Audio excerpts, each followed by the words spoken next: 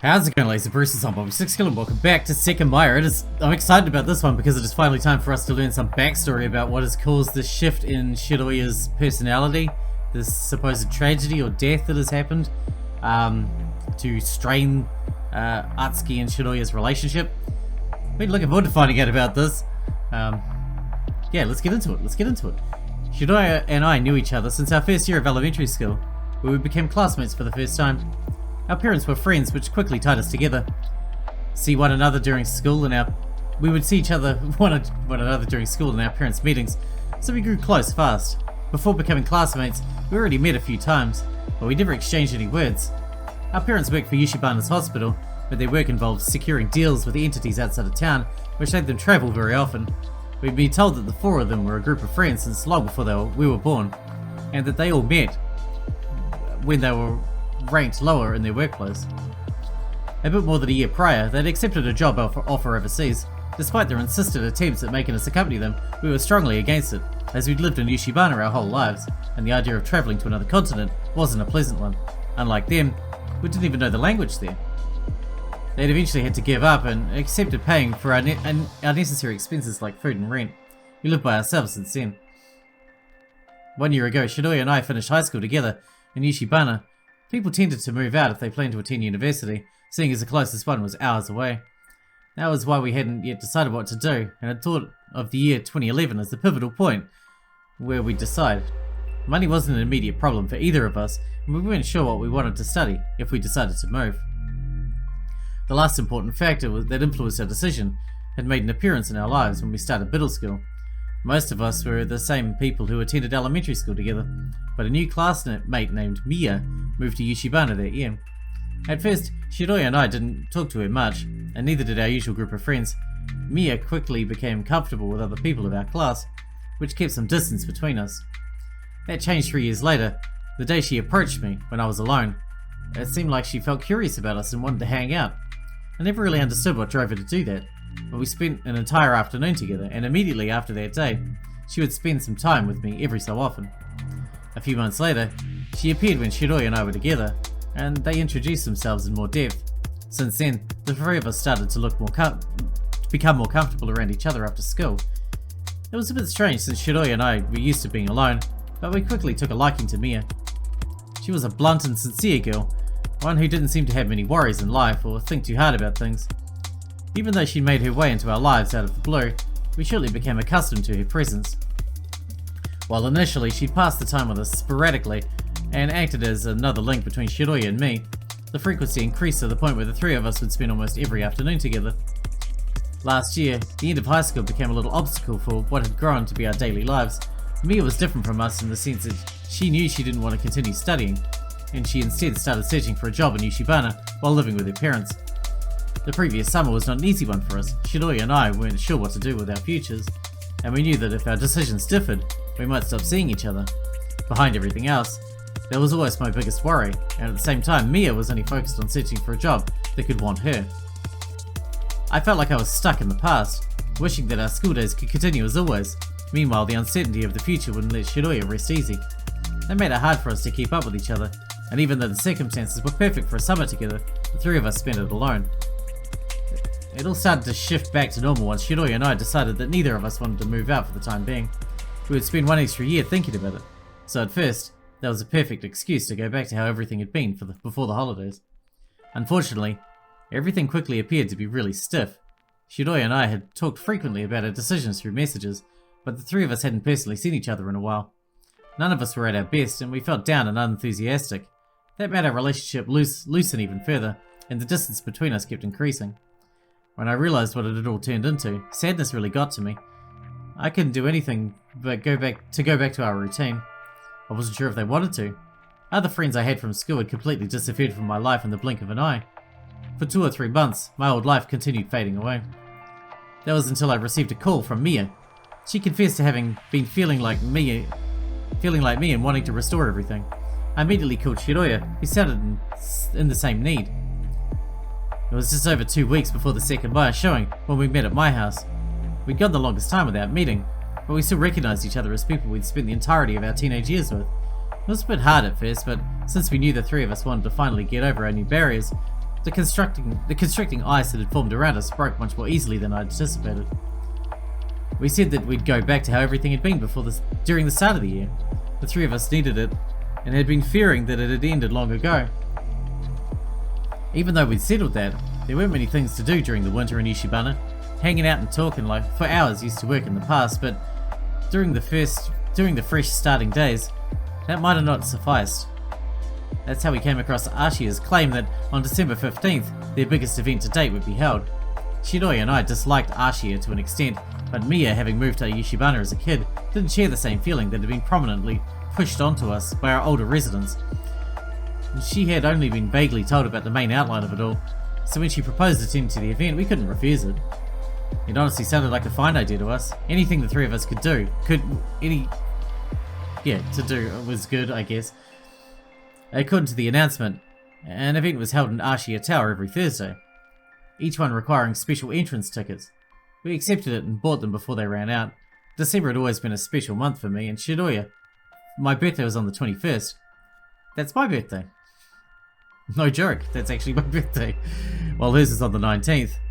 We were happy we reunited just in time for them. As no other special matters were scheduled to happen in Yushibana, we decided to keep looking through Ashiya's events.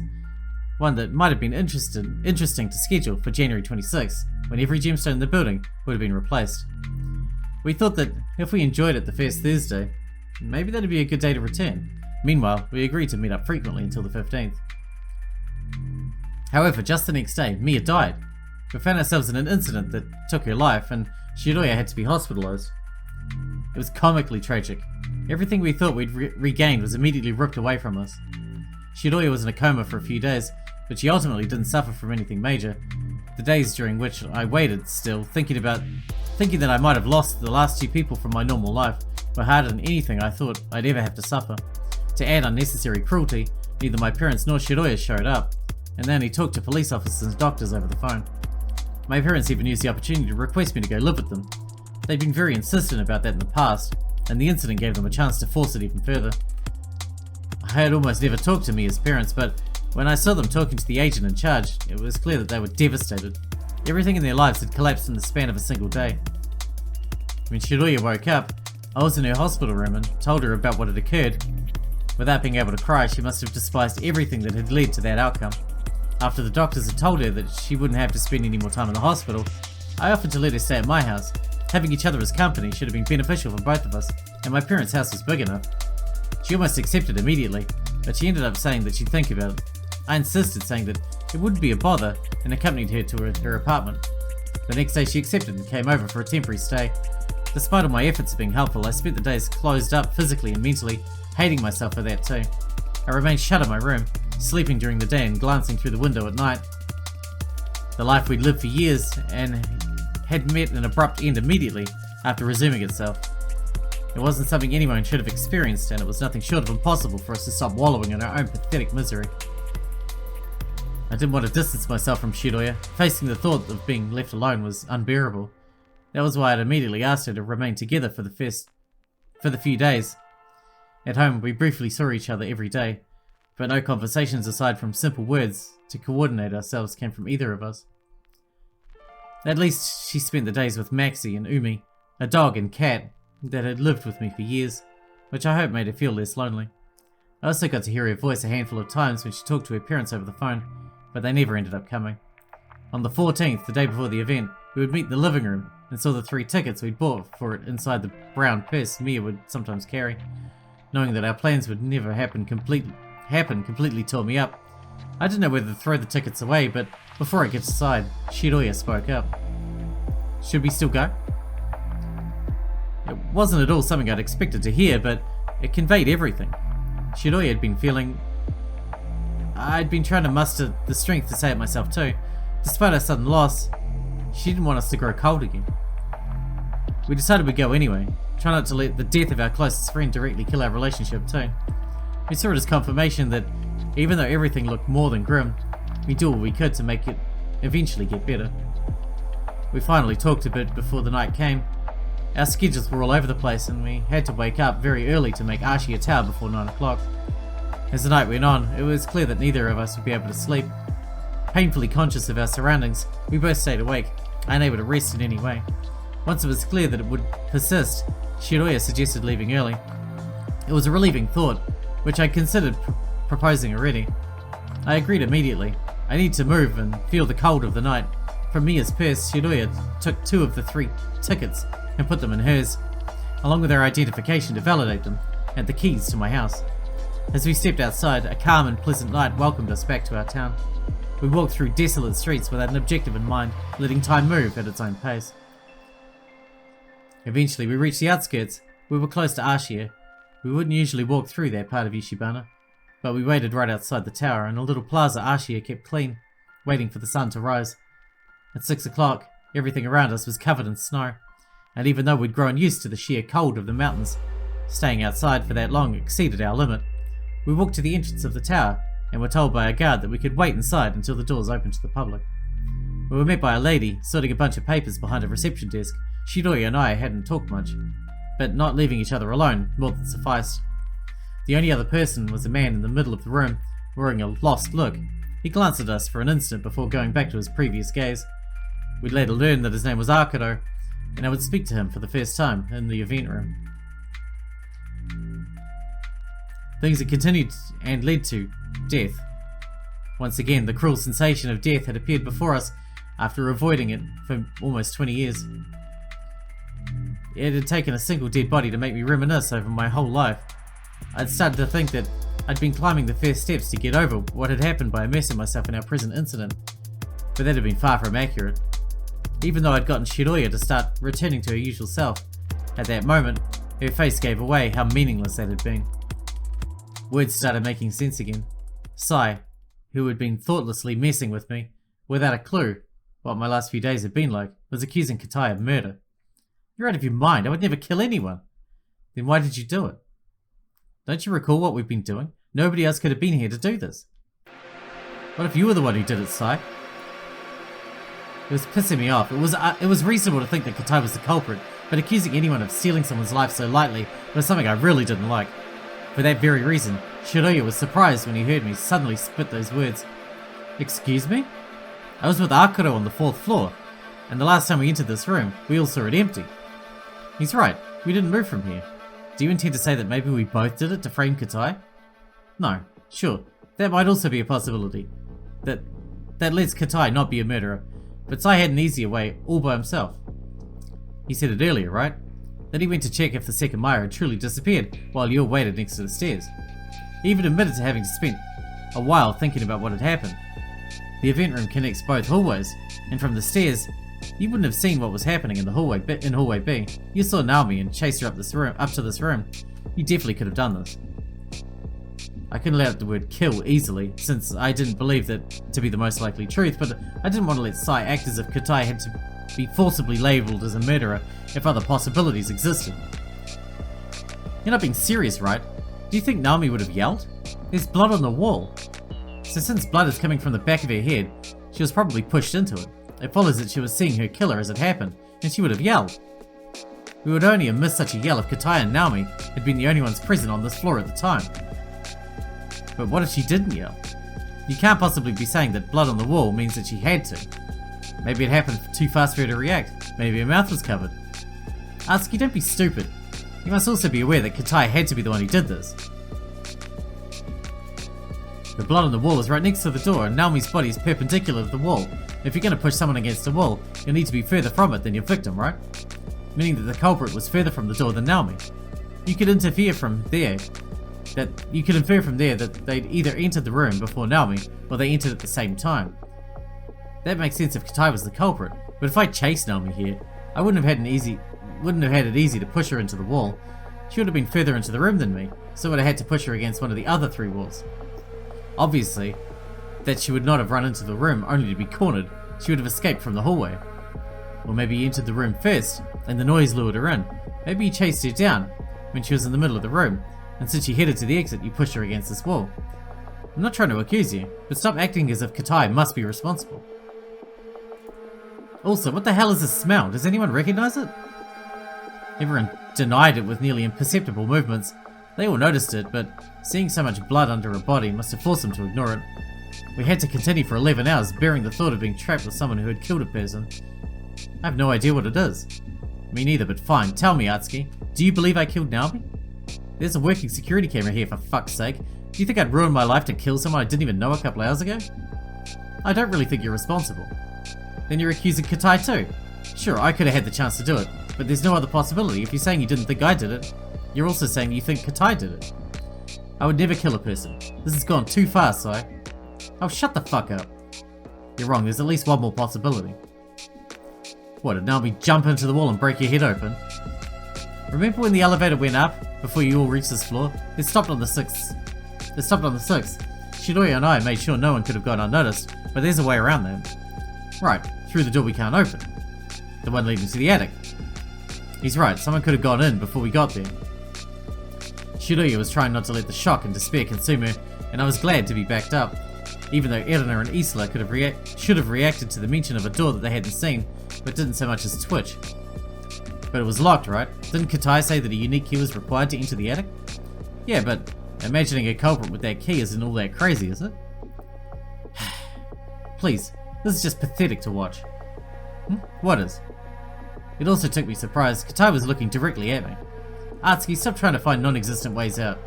You're the one who killed Naomi. You're kidding, right? Do you intend to accuse him? He absolutely could not have done it. You had the opportunity to at least accuse me. I was still recovering from the most unexpected words I could have heard. He had, without warning, accused me of having killed Naomi. I'm sorry, but how do you think I did that? I was always with Shiroya, and security cameras must have registered every one of my actions on the higher floors. And not only that, but you didn't have a chance to make it down without being spotted. That's why I've come to the conclusion that you're all lying to me. All of you. I'm sure of it. Atsuki was here when Naomi and I were on this floor. You guys are giving him a very solid alibi, one that's not possible to circumvent. That's why you must all be lying. Do you really think that's likely? Fucking hell, man, come on, get serious. Oh yeah, we're all in this together, all 6 of us or whoever. Hey, you lost your fucking mind, dude? However it is as you say, security cameras had to record what happened in this room, and on the office floors. Your lie won't last long once the system is recovered. What's gotten into you? At least your lies earlier were well thought out. He's right, this is most disappointing. Try to convince anyone of that. For the first time, one of Sai's retorts was well received by everyone else. Katai had alleged that they were all liars, but they knew the truth. I hadn't killed Naomi.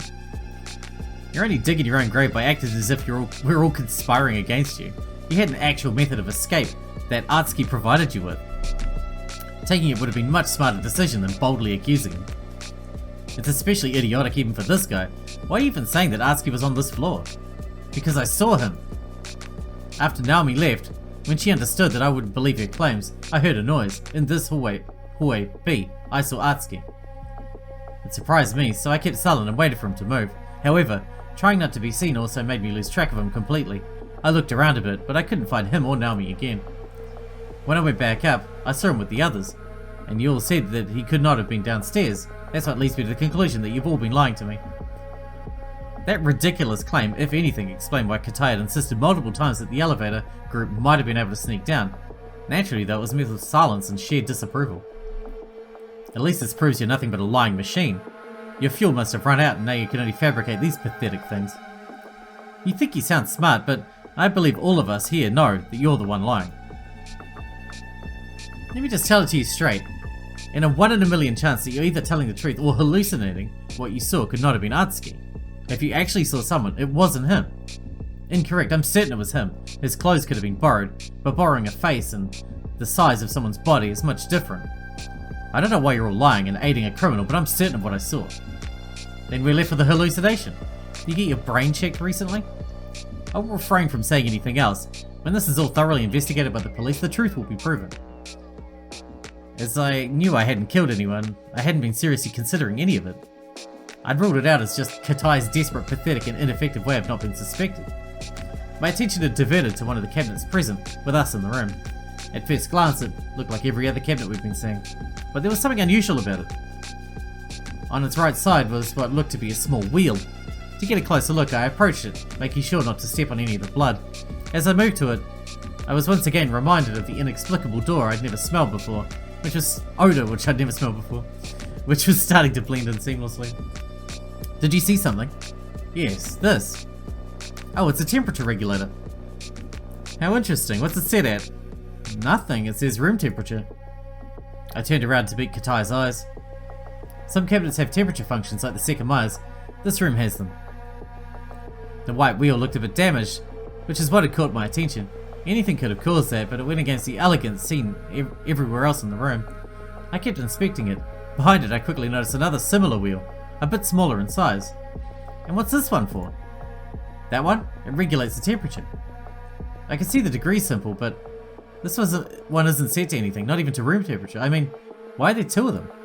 Well, I think one regulates the temperature of the gems behind the glass, while the big one regulates the temperature inside the cabinet.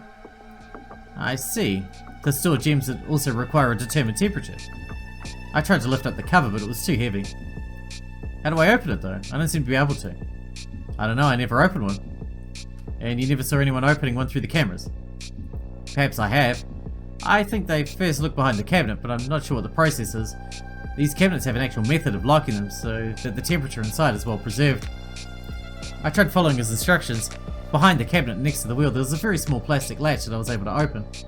I think it should be unlocked now. I put my hands under the lid and brought it up while everyone else stared at me dubiously. The inside began to approach me with curiosity. Like before, I was able to open it with ease. When I had fully opened it and kept the lid supported against the wall, I looked inside. There was no appreciable change of temperature, as the wheel hadn't been set to anything. However, I was certain there was something inside. At the bottom, covered by walls with velvet texture, I saw the Sekimeiya resting, emitting a very faint glow. It's here! I have no idea why, but it's here. Before the others could react, I stretched out my arm to grab it. With one hand, I leaned on the cabinet to support my weight, while I put the other inside. As I slowly approached it, I thought to myself, what could anyone's purpose for leaving the Sekimeiya there have been? Without giving it much thought, I touched the surface of the egg-shaped object. A burst of heat flowed through my fingers, and the world broke. That way you need to keep it cool. The burning sensation vanished, and I was no longer stretching out my arm. Before me was a long corridor that I'd seen before. My body froze and I broke out in a cold sweat.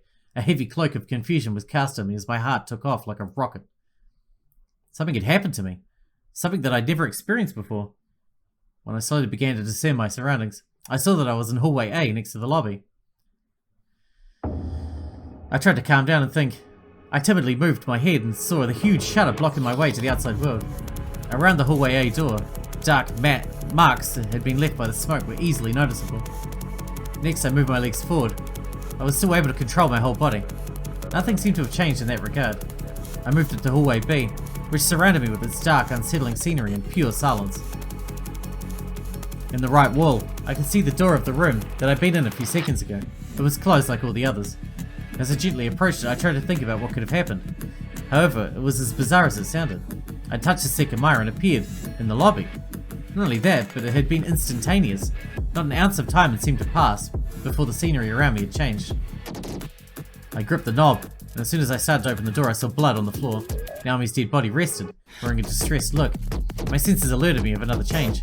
The strange smell didn't appear to exist anymore. I kept looking inside the room. Maybe I'd shit myself in there, and that was the smell, and when I left the room, the smell went away. I kept looking inside the room. Everyone else had already left it, and the cabinet I'd opened had been closed. The haunting atmosphere radiated across the room was overwhelming, and it chased me out. I closed the door behind me and made an effort at breathing properly to calm myself down. What the hell was happening? Was there a blank spot on my memory? Had I forgotten about something past the last memory I'd had? Nothing made sense. It couldn't make sense. The others had disappeared, and I had, in the blink of an eye, moved from one place to another. Was I knocked out? I'd been keeping my back against the others when I reached for the Sekimeiya, but wouldn't I remember it? Wouldn't I feel pain in my head if I'd been hit? And when I realized I was somewhere different than before, I was standing up. If I'd been knocked out, I would have woken up on the floor. No matter how I thought of it, it felt as if no time had passed between the Sekimeiya's touch and the change in what I was looking at. To put it bluntly, it felt as if I'd teleported between places. However, that was impossible. There must be a reason why it felt like that. It's impossible because they've moved, which means time has passed. I opened the door to the event room. Nothing but a single ugly cabinet was inside. I couldn't see its contents, but I didn't care. I kept looking through every room in the hallway to find the people that should have been there. To know that I hadn't been left alone and to understand what had happened to me.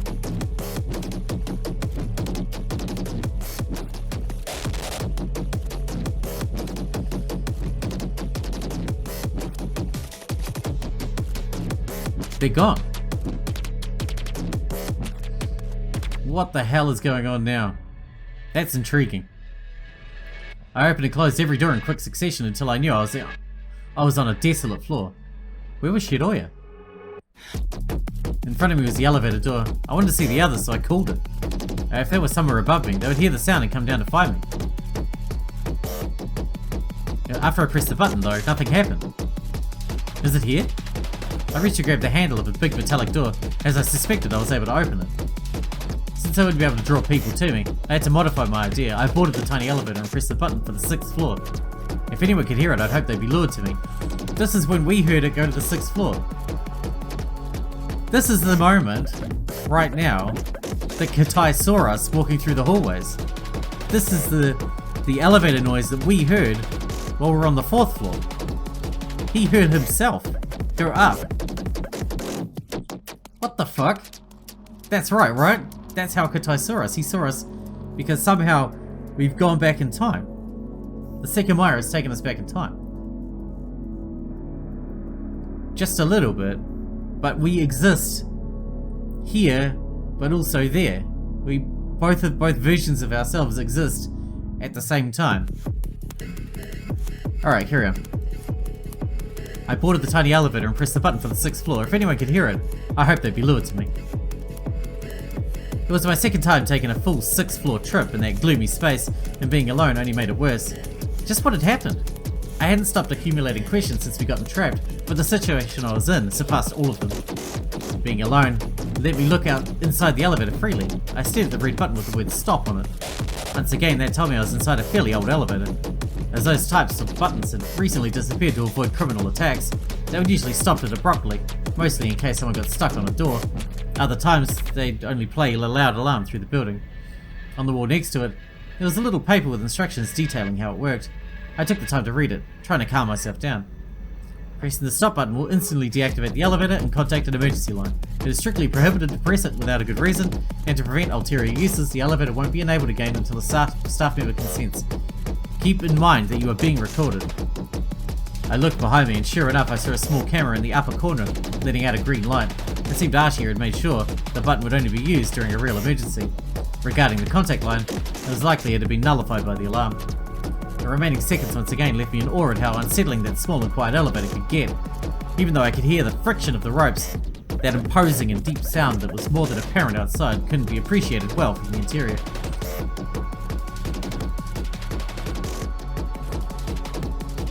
Because the elevator went to the 6th floor. We know it did. So what happens to us now? Did we just disappear? Because we couldn't find ourselves when we went up to look at what that noise was. I went to the highest accessible floor and hastily pushed the door open. The sight was just as I remembered. I remained solitary and was met with another silently overwhelming floor. While I hoped people had heard me and were coming, I had to know whether there was someone around. We'd seen how easy it was to inspect those floors, so I started the same procedure from before. I looked at the empty left corridor. A door was hiding from my field of vision, but there was nobody to be seen. Then I made my way to the partitions to see if for some reason they weren't vacant. It was something I recognised in the first one. The computer we'd powered on earlier still showed a lit screen, and an empty prompt to input access information. Without paying any mind to it, I entered the second partition. Being alone meant that I couldn't keep watch over the connecting corridor.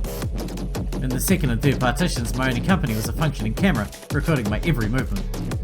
I sat on a chair and sighed deeply, despising the sudden turn things had taken.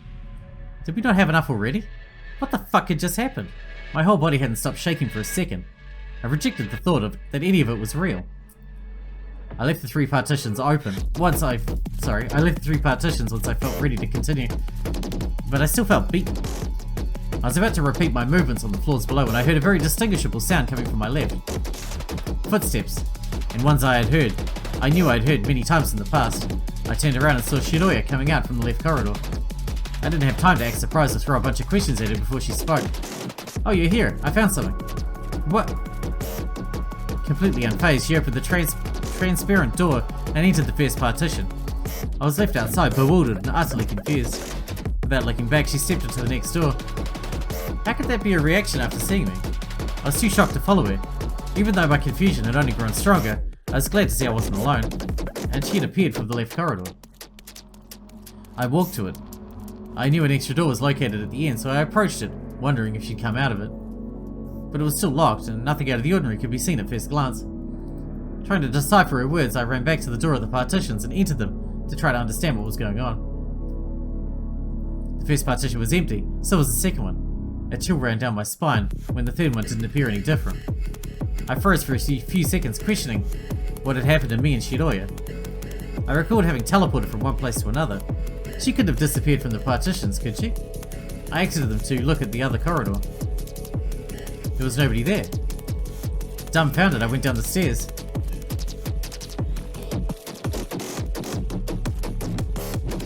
There was nobody on the outer part of the 5th floor, so I looked through the partitions.